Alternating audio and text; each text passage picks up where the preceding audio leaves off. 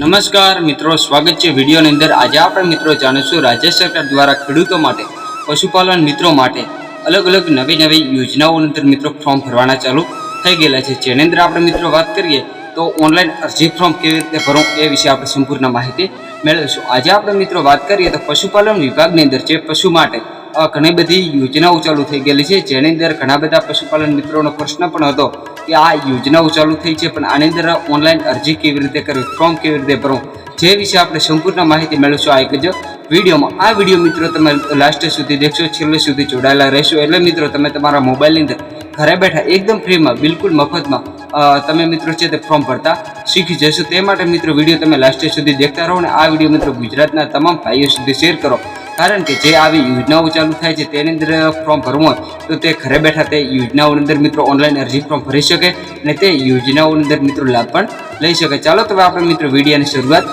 કરીએ। આજે આપણે મિત્રો જાણીશું આ ખેડૂત પોર્ટલની અંદર પશુપાલનની યોજનાઓ ચાલુ થાય છે તેની અંદર મિત્રો ફોર્મ કેવી રીતે ભરવું એ વિશે સંપૂર્ણ માહિતી મેળવીશું આ એક જ વિડીયોમાં। વિડીયો તમે લાસ્ટ સુધી દેખતા રહો। સૌપ્રથમ મિત્રો તમારે મોબાઈલની અંદર ગૂગલની અંદર જઈને મિત્રો તમારે છે તે આઈ ખેડૂત લખવાનું રહેશે। હું મિત્રો લખું છું તેવી રીતે મિત્રો તમારે આઈ ખેડૂત સર્ચ કરવાનું રહેશે। આઈ ખેડૂત લખશો એટલે મિત્રો જે આઈ ખેડૂત પોર્ટલની જે સરકારની ઓફિશિયલ વેબસાઇટ છે તે વેબસાઇટ આવી જશે। તે વેબસાઇટ આવી જાય તે પર મિત્રો તમારે દેખો આ વેબસાઇટ આવી છે, તે વેબસાઇટ પર મિત્રો તમારે છે તે ક્લિક કરવાનું રહેશે। તે પર ક્લિક કરશો એટલે મિત્રો જે વેબસાઇટની અંદર જે આગળનું પેજ એક નવું ઓપન થઈ જશે, જેની અંદર મિત્રો એરો કરીને દર્શાવ્યું છે જે યોજનાઓ, તે જગ્યાએ યોજનાઓ છે તે પર મિત્રો આપણે ક્લિક કરવાનું રહેશે। તે પર ક્લિક કરશો એટલે મિત્રો ખેતીવાડી વિભાગની યોજનાઓ, પશુપાલનની યોજનાઓ, બાગાયતી યોજના અને મત્સ્યપાલનની યોજનાઓનું લિસ્ટ મિત્રો ખુલી જશે। આજે આપણે મિત્રો જાણીશું પશુપાલનની યોજનાઓ, એટલે મિત્રો તમારે બીજા નંબરની યોજનાઓ છે એ પર ક્લિક કરો તેવું લખ્યું છે એ પર આપણે મિત્રો ક્લિક કરવાનું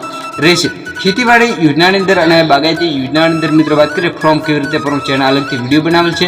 આજે આપણે જાણીશું પશુપાલન વિભાગની અંદર ઓનલાઈન અરજી ફોર્મ કેવી રીતે ભરવું એ વિશે વાત કરીશું।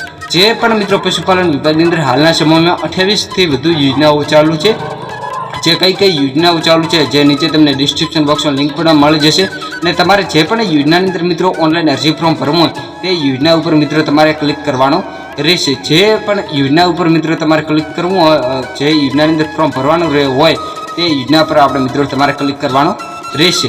હવે આપણે મિત્રો વાત કરીએ આ એક યોજના ઉપર આપણે મિત્રો પસંદ કરી લીધી અને અમારે આ યોજનાની અંદર ફોર્મ ભરવું હોય છે તો તમારી સામે આવી રીતે એક પેજ નવું ઓપન થઈ જશે, જેની અંદર છે તે મિત્રો અરજી કરો, જે જમણેલી સાઈડ રાઈટ સાઈડની અંદર લખેલ છે અરજી કરો તે પર મિત્રો તમારે ક્લિક કરવાનું રહેશે। તે પર ક્લિક કરશો એટલે મિત્રો અરજીની જે વિગતો છે એ તમારી સામે ખુલી જશે। જેની અંદર આપણે મિત્રો વાત કરીએ તમે મિત્રો કેવી રીતે લાભ લેવા માગો છો, વ્યક્તિગત લાભાર્થી એટલે કે મિત્રો પોતાની રીતે તમે લાભાર્થી લેવા માગો છો કે બીજો વિકલ્પ તમારે પસંદ કરવાનો રહેશે। આગળ વધવા માટે ક્લિક કરો તે પર આપણે મિત્રો ક્લિક કરવાનું રહેશે। તમે રજિસ્ટ્રેશન અરજદાર છો કે નહીં, જો મિત્રો તમે આગળ કોઈ દિવસ રજિસ્ટ્રેશન કરેલું હોય તો હા લખવાનું, નથી તો ના। હું મિત્રો બધા ખેડૂત ભાઈઓ તમામ પશુપાલન મિત્રો ફોર્મ ભરી શકે તે માટે હું ના પસંદ કરું છું અને આગળ વધવા માટે ક્લિક કરો તે પર આપણે મિત્રો ક્લિક કરવાનું રહેશે। તે પર ક્લિક કર્યા પછી મિત્રો પહેલા નંબરની યોજના છે, પહેલા નંબરની વિગત છે તે નવી અરજી કરવા માટે, બીજા નંબરની અરજી અપડેટ એટલે કે અરજીની અંદર સુધારા વધારા, ત્રીજા નંબરની અંદર ડોક્યુમેન્ટ અપલોડ કરવા માટે, ચોથા નંબરની જે વિગત છે તે અરજી કન્ફર્મ કરવા માટે, પાંચમા નંબરની અરજી પ્રિન્ટ કરવા માટે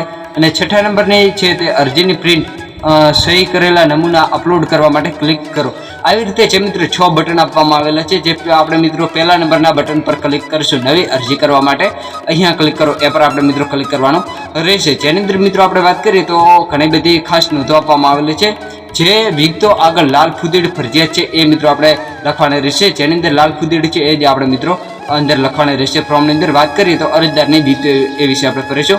સૌપ્રથમ નામ, પિતા અથવા પતિનું નામ, પછી અટક મિત્રો તમારે લખવાની રહેશે। જિલ્લો પસંદ કરવાનો રહેશે। તમે મિત્રો કયા જિલ્લાના વતની છો એ કોમેન્ટ કરીને જણાવજો। જિલ્લો પસંદ કર્યા પછી મિત્રો તમારો તાલુકો, પછી ગામ, સરનામું લખવાનું રહેશે। સરનામું લખ્યા પછી મિત્રો પિનકોડ નંબર લખવો એ જરૂરી નથી। લિંગ પસંદ કરો, તમે પુરુષ છો સ્ત્રી છો એ પસંદ કરવાનું રહેશે।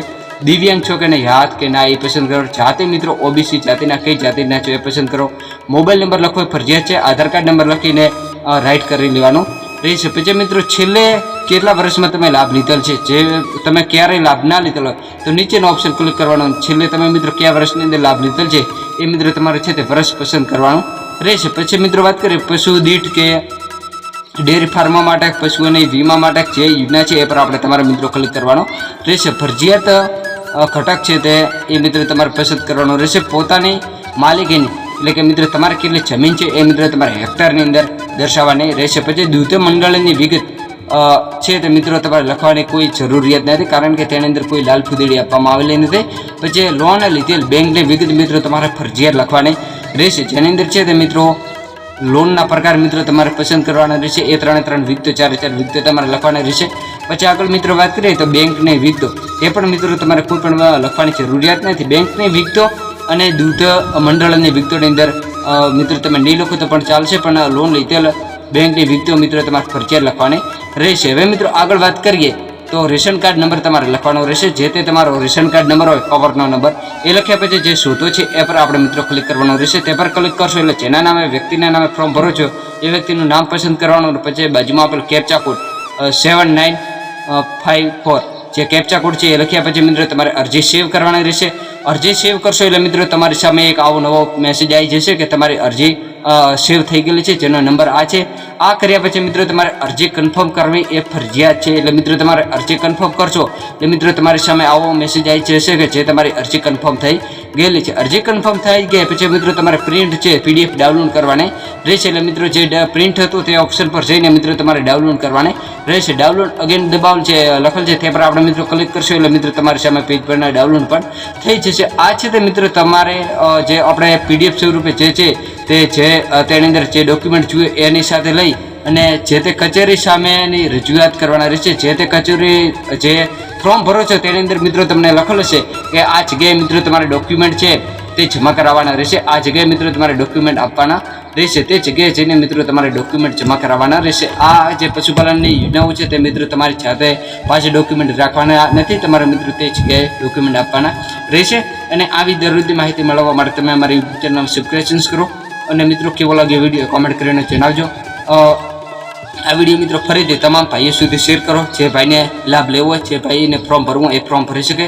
ફરીથી મળીશું મિત્રો એક નવા વિડીયો સાથે, નવા એક ટોપિક સાથે. જય જવાન, જય કિસાન, વંદે માતરમ, ભારત માતા કી જય.